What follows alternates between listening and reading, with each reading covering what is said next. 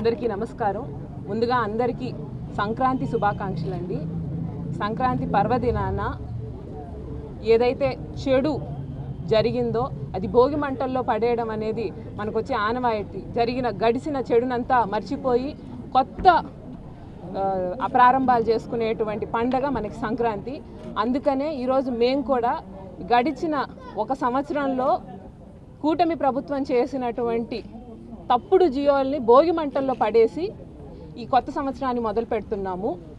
కూటమి దీనికి సంబంధించినటువంటి జియో కాపీలు అంటే క్రితం జనవరి నుంచి ఇచ్చినటువంటి జియో కాపీలు, మొట్టమొదటి జియో కాపీ జనవరిలో ఇచ్చారండి. దానికి సంబంధించి కమిటీ వేస్తున్నట్టు హెల్త్ 9 మెడికల్ కాలేజీలకు సంబంధించి ఒక కమిటీ వేయాలి. ఆ మెడికల్ కాలేజీకి సంబంధించినటువంటి పీపీపీ ఇది తెచ్చే ముందు ఫస్ట్ ఏం చేశారనంటే ఆల్రెడీ పర్వతాపురం మెడికల్ కాలేజ్కి సంబంధించిన టెండర్స్ రద్దు చేయడము, దానికి సంబంధించి ఒక కమిటీ వేసి ఈ కార్యక్రమం ఎలా జరగాలి అనేటువంటి దాని మీద ఫస్ట్ ఒక జియో పాస్ చేశారు. అది మొట్టమొదటి జియో. అక్కడి నుంచి జనవరి నుంచి స్టార్ట్ అయింది ఈ జియోల పర్వం.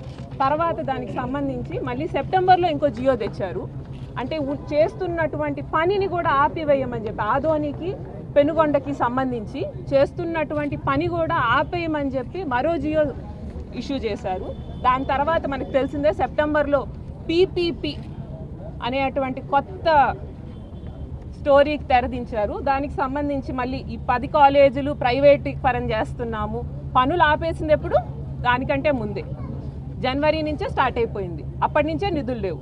దాని తర్వాత యోగాంధ్రాకి నిధులున్నాయి, వాళ్ళకి కావాల్సిన వస్తువులకి అన్నిటికీ నిధులు లేవని చెప్పి మళ్ళీ సెప్టెంబర్లో ఇంకో జియో తీసుకొచ్చి పీపీపీ చేస్తున్నాము కాబట్టి ప్రైవేట్ ఇన్స్టిట్యూట్స్కి అమ్మేస్తున్నాము మీ దాన్ని అని చెప్పి ఇంకో జియో దాడడం. లేటెస్ట్ డిసెంబర్లో లాస్ట్ జియో ఏంటంటే పీపీపీలకు అమ్మడమే కాకుండా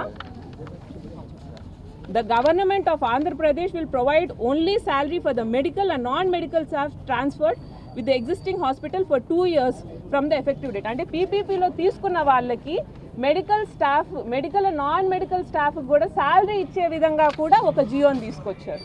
అంటే అన్ని విధాల ప్రైవేట్ వాళ్ళకి ప్రభుత్వ ఆస్తిని అమ్మేయడానికి తీసుకొచ్చినటువంటి ఈ జియోల్ని ఈరోజు తగలబెట్టడం జరిగింది.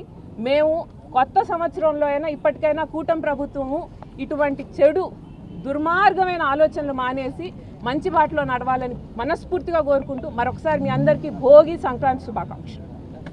ప్రతి ఒక్కరికి కూడా భోగి సంక్రాంతి కనుమ శుభాకాంక్షలు ఇంకొకసారి తెలుపుతూ సెలవు తీసుకుంటున్నానండి. జై జగన్. తెలుగు ప్రజలందరికీ నెల్లూరు జిల్లా వైఎస్ఆర్ కాంగ్రెస్ పార్టీ తరఫున భోగి సంక్రాంతి మరియు కనుమ శుభాకాంక్షలను తెలియజేస్తూ ఉన్నాము. ఈరోజు నెల్లూరు జిల్లా వైఎస్ఆర్సీపీ కార్యాలయం ముందు భోగి మంటలు వేసి అందరూ కూడా వైఎస్ఆర్సీపీ నాయకుల కార్యకర్తలతో పాటు ఈ కార్యక్రమాన్ని జరుపుకోవడం చాలా సంతోషంగా ఉంది. మీ అందరికీ తెలిసిన విషయమే, ఏడాదిలో చాలా పండుగలు వస్తాయి. కానీ ఈ సంక్రాంతికి కానీ భోగికి కానీ కనుమ ఈ 3 పండుగలకు కూడా తెలుగు రాష్ట్ర ప్రజలు ఎక్కడున్నా కూడా సంప్రదాయబద్ధంగా చాలా పవిత్రంగా కూడా ఈ 3 పండుగల్ని జరుపుకునే అవకాశం కూడా ఉంటుంది. ప్రధానంగా భోగి పండుగకు వచ్చేటప్పటికి ఇంట్లో అనవసరమైనటువంటి వస్తువులు, ఇంటికి ఇబ్బందికరమైనటువంటి వస్తువులు, మనకి నిరుపయోగంగా ఉండే వస్తువులన్నింటినీ కూడా భోగి మంటల్లో వేసి భోగి పండుగ జరుపుకోవడం కూడా ఆనవాయితీగా వస్తుంటుంది. మరి ఈ క్రమంలో గడిచిన 2 సంవత్సరాలుగా అంటే 1 సంవత్సరం 10 నెలలుగా తెలుగు ప్రజలను ఇబ్బంది పెట్టినటువంటి ఈ కూటమి ప్రభుత్వం యొక్క నిర్ణయాలు, అనేకమైనటువంటి నిర్ణయాలు ఈరోజు ఎక్కడ కూడా ప్రజలకి ఇంతకుముందు రాజశేఖర రెడ్డి ప్రభుత్వంలో కానీ జగన్మోహన్ రెడ్డి గారి ప్రభుత్వంలో కానీ చక్కగా జనవరి 1 వచ్చిన అలానే భోగి సంక్రాంతి కానీ ఇవన్నీ కూడా చక్కగా సెలబ్రేట్ చేసుకునేవాళ్ళు. ఈరోజు మీకు జనవరి 1 కూడా ఎక్కడ కూడా సంతోషం కానీ ప్రజల మొహాల్లో ఎక్కడ ఆనందం కూడా కనిపించలే. మరి అలాంటి పరిస్థితుల్లో ఈ 2026 సంవత్సరం మనం ప్రారంభించుకున్నాం. అదేవిధంగా ఈ భోగి సంక్రాంతికి సంబంధించి కూడా ప్రతి ఒక్కరు కూడా బాధపడేటువంటి అంశమే.